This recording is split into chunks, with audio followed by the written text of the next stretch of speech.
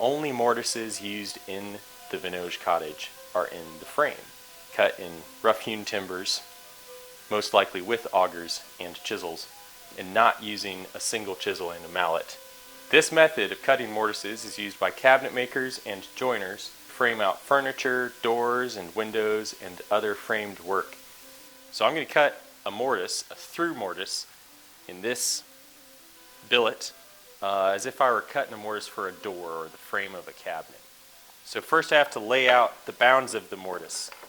Say I want a mortise that's 1.5 inches long, and I'll make it roughly 1/3 of the thickness of the piece.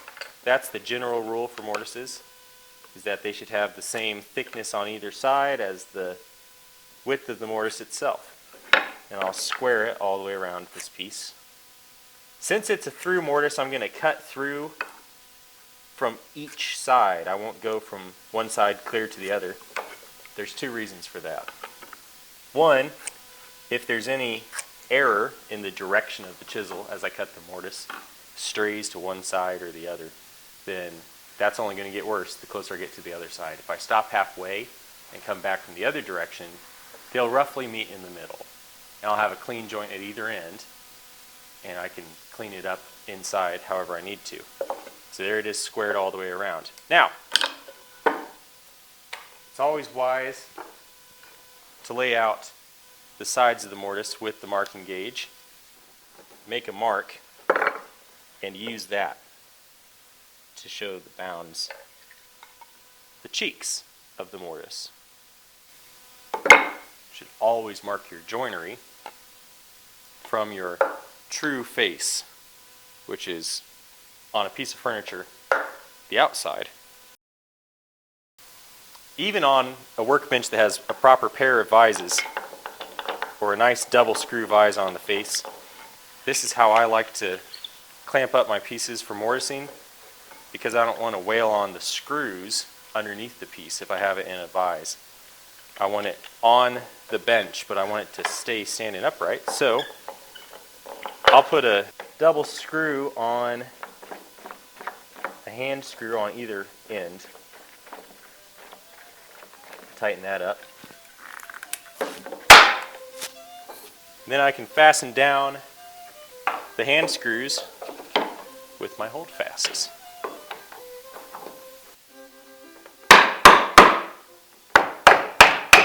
This is a mortise chisel, affectionately known as a pig sticker. It's a heavy chisel that is the width of the mortise it's used to cut, and much deeper than a firmer chisel, which is used for paring or regular work. Often on these you can very clearly see the steel welded onto the edge and the iron that makes up the rest of it. That not only saves steel and makes it easier to sharpen that broad bevel, but the iron is less brittle than the steel, and these chisels take a beating. I'm going to start in the middle. There's more than one way to do this, like everything in woodworking, but this is the way that I like. I'm going to start in the middle, and I'm going to stand right over it so I can see, look to make sure that I'm holding it in line with the board. That's going to determine whether my mortise is crooked to one side or the other, and I don't want that. I'm going to cut from either side, removing waste in the middle. I'm going to keep working down, bringing the chisel closer to the ends of the mortise, cutting down into a V.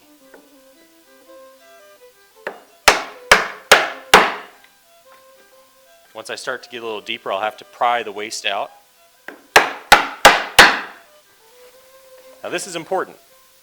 You don't want to go all the way to the end of the mortise at this stage, because that prying the waste is going to dent the end that you've already cut. And if you cut clean out to the end and then you have to pry all the waste out of the middle, you're just going to have a mess by the time you're done. Those holdfasts aren't doing their job, are they? That's all right. I've done more with less. Now, I'm going to start raising the angle of the chisel. I'm going to go until I'm perpendicular to the workbench. If I were cutting a much larger mortise, say for a timber and a frame, I would not use a single chisel and a mallet the way I am now. I'd use a auger to bore out the middle, and then I'd use chisels to square up the corners and the sides. Now we're going to turn it over. I'm not going to clean the ends up just yet. Turn it over and do the same thing working from the other side.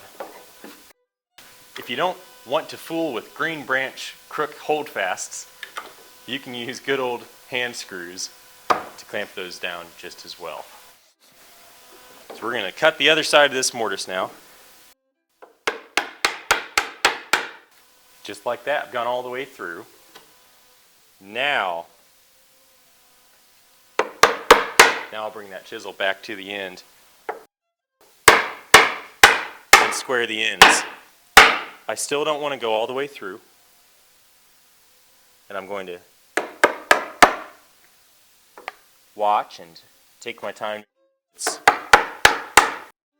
And we'll turn the piece over.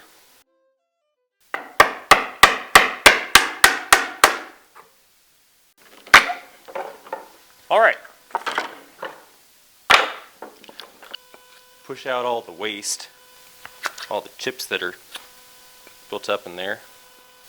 See how snug that fit is on the chisel. It'll be just as good on the tenon. There we have it. Clean entry and exit, straight sides, barely enough room for glue. Should be a tight fit that'll need driven home with a mallet, which is the correct fit for a mortise in a piece of furniture. Now that I've cut the mortise, I'm going to cut a tenon to match. This is going to be much easier because I can clearly see everything that's happening, unlike down inside that mortise. Now we have the shoulders of the tenon, which butt up against the piece that has the mortise in it. We have the cheeks, which are the sides of the tenon that fit inside the mortise, that need to fit snug to the cheeks inside the mortise. And this mortise is being cut on a piece that's wider than the mortise. So I'll have to cut off a section to make a third shoulder. You can have a fourth shoulder as well. Those are called haunches. And a haunch makes a mortise more rigid because it has a shoulder against not just either side of the mortise, but either end on the piece that has the mortise in it. So, to cut these, I'm going to cut the shoulder first. I'll use my bench hooks, which hook against the front edge. Sometimes they're called side rests because you rest your saw along the side of them. I'm going to cut as close to that line as I can without taking the line off all the way. So when a cabinet maker or a carpenter cuts to a line, you can cut proud of the line, which is just beyond it, or you can cut shy of the line, which is just a little bit behind it.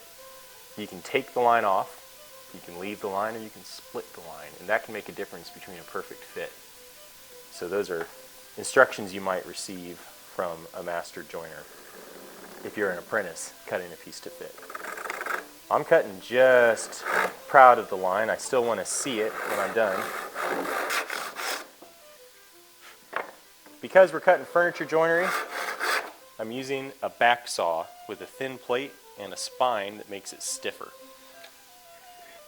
And when I cut a mortise and tenon, I like to cut the shoulders of the tenon under a little bit so that the face will come up tight without any gap to the other piece. And I won't have to worry about whether the wood closer to the cheek is going to get in the way or not. So I cut under just a little bit. We'll do the same thing on the other side. Now, I'm going to cut the haunch, and then I'll cut the cheeks off.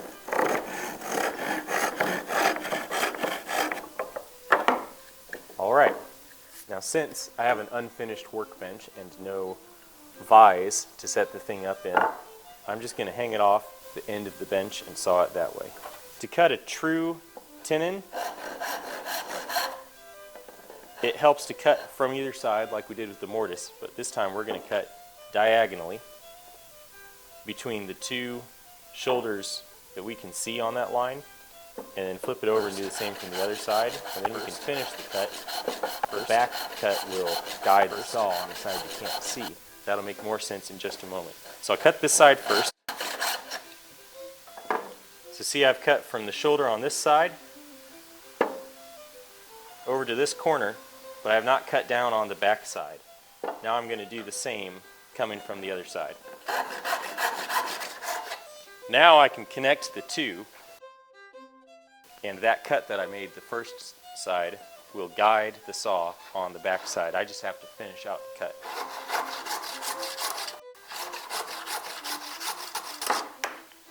So there, the cheek popped right off because there was only a little bit of long grain holding it on. That right there can be pared off in a moment with a chisel. There's one side. We'll cut the other, and then we'll cut the haunch, and we'll see how it fits.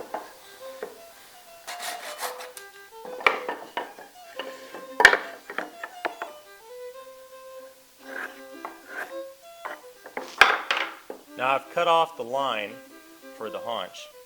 So I'll just mark it back on there. I've got the reference here and on the end.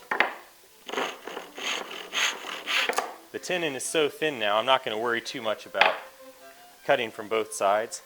In fact, the saw just split part of that haunch off. In many instances, with a very tight tenon, it can be useful to cut a bevel on the end, knock those corners off so it's easier to start it in the mortise. Cabinet makers will say that we're chamfering the end. Alright, I've done all my trimming. I have a tight fit that needs driven up with a mallet. There's your mortise and tenon.